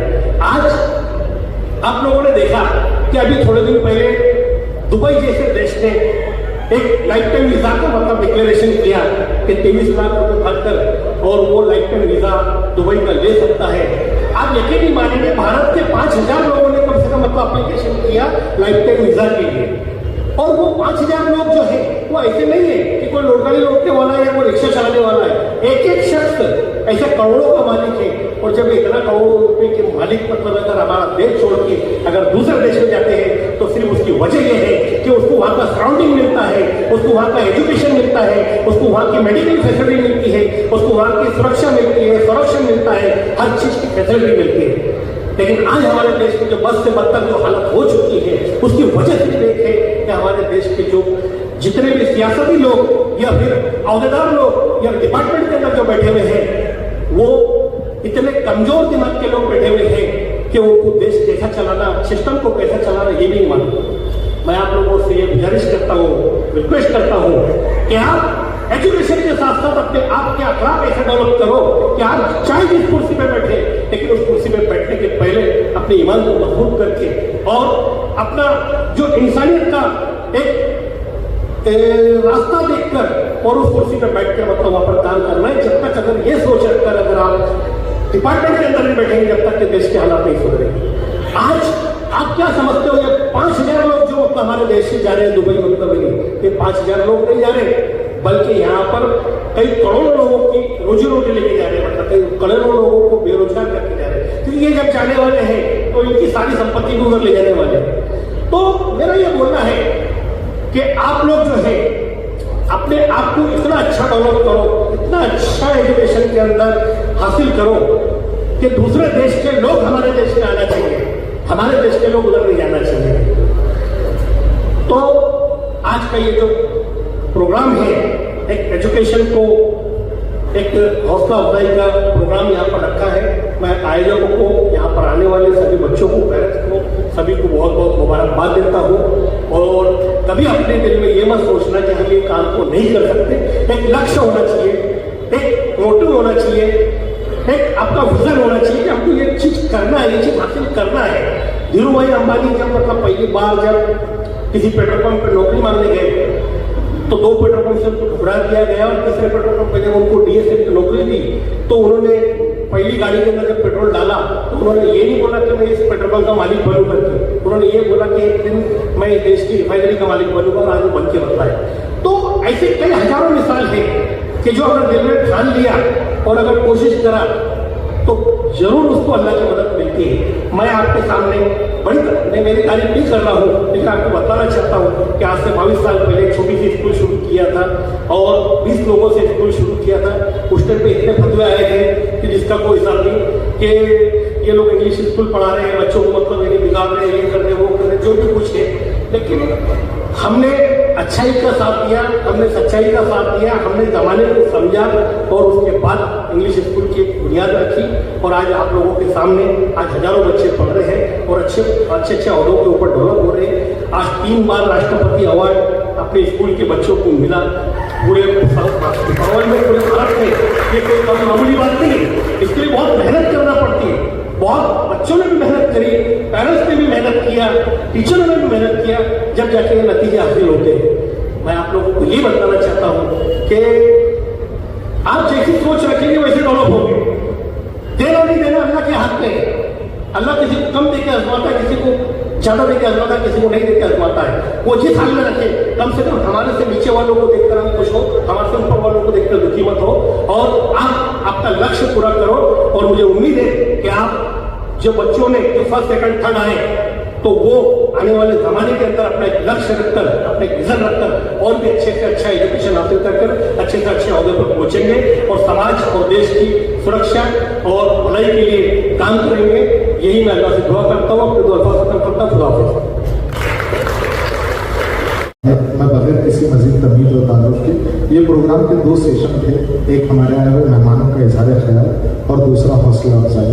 तो मैं पहले प्रोग्राम के सदर आली वकार तक पहुँच रहा हूँ और उनसे मुल्तमिस हूँ कि वो अपना सदारत खुतबा पेश करें। उसके बाद हम आए हुए तमाम ही तलबा तालिबात का यहाँ इस्तकबाल करेंगे, उनका एजाज़ करेंगे। मैं चूँकि एडवोकेट नितिन खरे साहब इनका तारुफ अगर करवाने जाऊँ तो वक्त बहुत ज़्यादा लगेगा। मैं सिर्फ इन 4 मिसरों से इस मोहतरम और अली वकार शख्सियत का इस्तकबाल करता हूँ। नितिन साहब जो आज हमारी महफिल की रौनक भी है, कि नितिन साहब अजाब अपने बिखेरूं कि मुर्तसिम कर लूँ, अजाब अपने बिखेरूं कि मुर्तसिम कर लूँ, मैं खुद को उनसे ज़रब दूँ कि मुनकसिम कर लूँ। मेरी गली में कोई शहर यार आया है, मिला है हुक्म के लहजे को मोहतरम कर लूँ। आइए इस्तकबाल करें जोरदार तर्जुमे में आज के महफिल के सदर आले वकार एडवोकेट नितिन खरे साहब, आपके हुजूर। मराठी बोलत चालेल, सगळ्यांनी हिंदीमध्ये बोललो, मी मराठीत बोलतो। व्यासपीठावर उपस्थित सर्व मान्यवर, तसंच या कार्यक्रमासाठी उपस्थित असलेले सर्व विद्यार्थी गुणवंत विद्यार्थी तसंच त्यांचे पालक आणि उपस्थित सर्व पत्रकार, या आजच्या कार्यक्रमात हे आमचे मित्र सद्दाम हुसेन खाटे यांनी बीके टाइम्सच्या वतीनं हा गुणवंत विद्यार्थ्यांचा सत्कार आज घडवून आणलेला आहे। त्याबद्दल मी सर्वप्रथम बीके टाइम्सच्या सद्दाम हुसेन खाटे आणि त्यांच्या संपूर्ण टीमला खूप खूप धन्यवाद देतो आणि शुभेच्छा व्यक्त करतो। आजच्या या कार्यक्रमासाठी जे गुणवंत विद्यार्थी आणि विद्यार्थिनींचा सत्कार करण्यात येणार आहे त्यांचं कौतुक करावं तेवढं थोडंच आहे. कारण हा आजचा दिवस हा पत्रकारांनी केलेला त्यांचा सन्मान असणार आहे. पत्रकार हा सहजासहजी कोणाचा सत्कार करत नसतो, कोणाबद्दल शक्यतो चांगलं लिहित नसतो. जे वाईट आहे ते शोधून काढत असतो आणि ते वाईट शोधून काढल्यानंतर ते जनतेपुढे मांडत असतो आपल्या लिखाणातून किंवा आपल्या इतर माध्यमातून. परंतु आज सद्दामभाईंनी म्हणजे पत्रकारांनी हा सत्कार विद्यार्थ्यांचा घडवणं ही फार मोठी बाब आहे.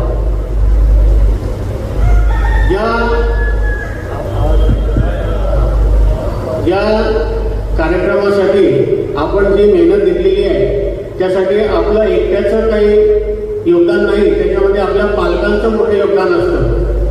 पालकांमध्ये आणि विद्यार्थ्यांमध्ये जर समन्वय असला तर हा आजचा दिवस दिसतो. पालक आणि विद्यार्थी यांच्यामध्ये सुसंवाद असणं गरजेचं आहे. जोपर्यंत पालक आणि विद्यार्थ्यांमध्ये सुसंवाद असणार नाही तोपर्यंत विद्यार्थी त्याचं व्यक्तिमत्व घडू शकणार नाही. त्याचं व्यक्तिमत्व घडण्यासाठी विद्यार्थ्याच्या घरातलं वातावरण जे आहे ते हेल्दी वातावरण असलं पाहिजे. मुलांमध्ये आणि त्याच्या पालकांमध्ये रोज दैनंदिन बोलणं असणं गरजेचं आहे, संवाद असणं गरजेचं आहे. नाहीतर तुम्ही इतर शहरांमध्ये बघा, वडील कामाला जातात, आई कामाला जाते, विद्यार्थी आपला शाळेमध्ये जातो. रात्री केव्हा तरी आल्यानंतर विद्यार्थी जागा असेल तर त्याच्याशी बोलणं होतं, नंतर नाही कारण त्याचं बोलणं होत नाही. सकाळी आपला वडील जातात कामाला, आई पण कामाला जाते. तो विद्यार्थी काय शिकतो आहे, कोणत्या वर्गामध्ये आहे, त्याचे मित्र कोण आहे, मैत्रिणी कोण आहे, तो कसा राहतो, कोणत्या वातावरणात राहतो, हे आईवडिलांना माहीत नसतं. आईवडिलांना हे माहीत असलं पाहिजे की आपला पाल्य जो आहे तो कोणत्या वातावरणात शिकतो आहे, तो त्याचे मित्र कोण आहे, त्याचं सराउंडिंग काय आहे, त्याचं बॅकग्राऊंड काय आहे, कशा वातावरणात त्याला काय अडचणी काय येतात. शिक्षण घेताना जे अडचणी येतात फक्त पैसे द्यायचे आणि हे बाबा किती फी भरायची तेवढं भरून टाक, ह्याच्याने आपली जबाबदारी सुटत नाही. तर आपली जबाबदारी त्याच्यावर पूर्ण लक्ष केंद्रित करायचं. त्याच्या गरजा काय आहे, त्याच्या आवडीनिवडी काय आहे, त्याला काय लागणार आहे, त्याच्या एज्युकेशनसाठी आपल्याला काय करता येणं शक्य आहे, ते सर्व परीने आपण जोपर्यंत करत नाही तोपर्यंत आपली पालकांची जबाबदारी संपत नसते. आता अल्पसंख्याकांचा विषय काही व्यक्तींनी सांगितला, खरोखर आहे. अल्पसंख्याकांचा इथे या परिसरामध्ये एक मोठं हब निर्माण करण्याची गरज आवश्यकता आहे. फक्त आपण कुठे शिकलो याला महत्व नाही, आपण काय शिकलो याला महत्व आहे. आपण जे शिक्षण घेत असतो ते किती मनापासून घेतो, त्याच्यामध्ये आपण किती आत्मीयतेने तन्मयतेने ते शिक्षण घेतो याला महत्व आहे. ते आत्मसात कसं करतो, ते ग्रहण कसं करतो याला महत्व आहे. शिक्षण तर सर्वच घेतात पण ते आत्मसात करण्याची तुमची आकलन शक्ती कशी आहे त्याला महत्व आहे. आपला जो मेंदू आहे तो इतका म्हणजे त्याच्यामध्ये इतकी मेमरी आहे की कॉम्प्युटर सुद्धा माणसाने बनवलेला आहे. जर संगणक माणसाने बनवलेला आहे तर संगणकापेक्षा आपला मेंदू जो आहे ते जास्त कार्यक्षम आहे. म्हणजे संगणकापेक्षा आपली मेमरी जी आहे ती फार जास्त आहे, त्याचा डेटा जास्त आहे, एवढं लक्षात ठेवा. त्याचा आपण पूर्ण वापर करू शकत नाही. जन्मापासून शेवटच्या क्षणापर्यंत आपल्या मेंदूला संवेदना जे आहे ते जागृत असतात आणि आठवत असतं माणसाला. जन्मापासून, लहानपणापासून, बालपणापासून तर म्हातारपणापर्यंत सगळं त्याला आठवतं. म्हणजे त्याची मेमरी किती आहे, त्यांनी काय केलं, काय नाही केलं, कोणाला घडवलं, कोणाला नाही घडवलं, काय चांगलं केलं, काय वाईट केलं, हे सगळ्या गोष्टी त्याच्यामध्ये फिट असतात. त्यामुळे चांगलं काम करत राहा, त्याचं फळ चांगलंच मिळणार आहे. त्याच्यानंतर मी एवढं सांगू इच्छितो की फक्त शिक्षण न घेता आपण व्यावसायिक याच्यावर भर दिला पाहिजे. त्याच्यानंतर तुम्ही जर बिहारचं उदाहरण बघितलं तर जास्तीत जास्त बिहारमधले जे तरुण आहे ते IPS आणि IAS झालेले तुम्हाला आढळतील. देशामध्ये सर्वात जास्त प्रमाण IAS आणि IPS होण्याचं हे बिहारचं आहे. बिहारमध्ये का आहे याचं काही आपण कधी कारण बघितलं आहे का, शोधलं आहे का? बिहारमध्ये 12वी झाल्यापासूनच तिथे क्लासेस चालतात IAS IPS होण्यासाठीचे.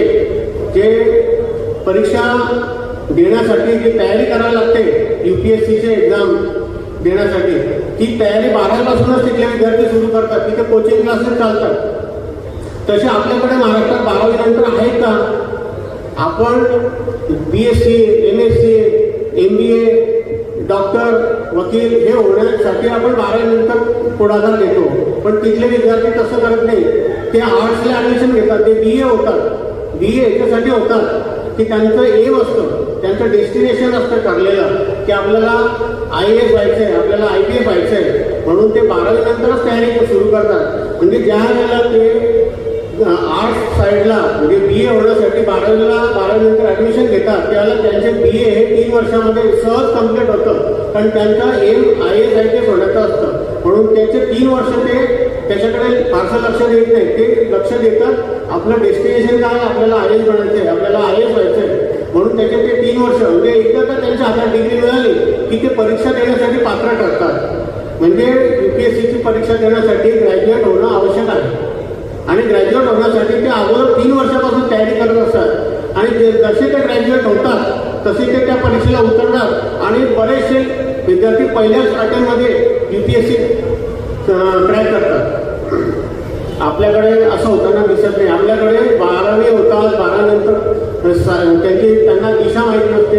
दिशा माहीत असेल तर ते ग्रॅज्युएट होतात. ग्रॅज्युएट झाल्यानंतर मग ते ठरवतात की आपल्याला UPSCची परीक्षा द्यायची. त्यांच्याकडे तसं नसतं. ते आजूबाजूनच 12वी नंतर तयारी करतात. आपल्याकडे जर असं सुरू केलं इथे ना भुसावळसारख्या छोट्याशा शहरामध्ये 12वी नंतर जर असे कोचिंग क्लासेस UPSC एक्झाम देण्यासाठी ते तयार झाले तर निश्चितपणे भुसावळमधून पण मोठ्या प्रमाणात ते IPS IAS होऊ शकतात. तसं टॅलेंट भुसावळच्या विद्यार्थ्यांमध्ये आहे, नाही असं नाही. फक्त त्याला त्याच्यासाठी पाया तसा त्यांना पाया भरला गेला म्हणजे तसे त्या प्रमाणामध्ये कोचिंग क्लासेसची गरज आहे. आणि तिथे आपल्या व्यासपीठावरती मोठमोठे शिक्षण तज्ज्ञ आहेत.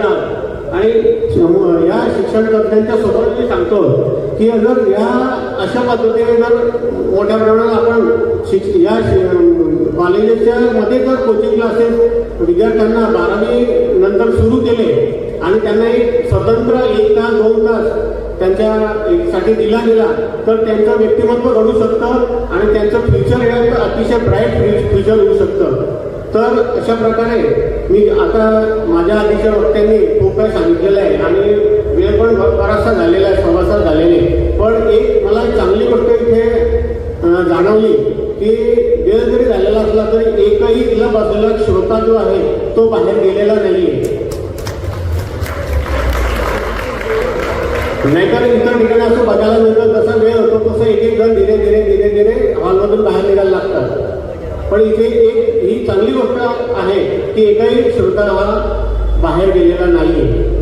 तर मी आता जास्त वेळ घेणार नाही आणि सर्व आपले जे गुणवंत विद्यार्थी त्यांना मनापासून शुभेच्छा देतो, आयोजकांना शुभेच्छा देतो. असेच कार्यक्रम भविष्यामध्ये आपल्या आपण घडत राहावं आणि शिक्षण सम्राट जे आपल्या व्यासपीठावरती आहेत त्यांनी पण या माझ्या विषयाकडे गांभीर्याने लक्ष द्यावं जेणेकरून भुसावळमध्ये भविष्यामध्ये IAS IPS मोठ्या प्रमाणात तयार होऊ शकतील. आणि खूप खूप शुभेच्छा मला सर्वांना देतो आणि माझे 2 शब्द संबोधतो. जय हिंद, जय महाराष्ट्र. आए हुए तमाम मेहमान एडवोकेट नितिन खरे जो हमारे शहर पत्रकार संस्था के अध्यक्ष हैं, advocate Salim sir, Abdul sir, Shafiq Pahalwan साहब, बशीर चीता, उसामा राउत खान, आबिद भाई, हमारे जलगांव से आए हुए आसिफ शाह मफ्ती, हमारे शाकिर भाई, फिरोज शेख, सलीम भाई, नाना पटेल सर, साबिर शेख और पापा शेख और तमाम ही मेरे दोस्त पत्रकार यहाँ पर आए हुए तमाम ही स्टूडेंट जिनके लिए प्रोग्राम सजाया गया था थोड़ा लेट हुआ, इसके लिए भी मैं माजरत चाहता हूँ. बारिश की वजह से जो थोड़ा सा प्रोग्राम लेट हुआ, आप लोग रुके उसका भी मैं शुक्रिया अदा करता हूँ. और अध्यक्ष की इजाज़त से प्रोग्राम खत्म हुआ यह ऐलान करता हूँ. तमाम ही बच्चों से जो है ग्रुप फोटो के लिए आ जाए यहाँ पर. सलमान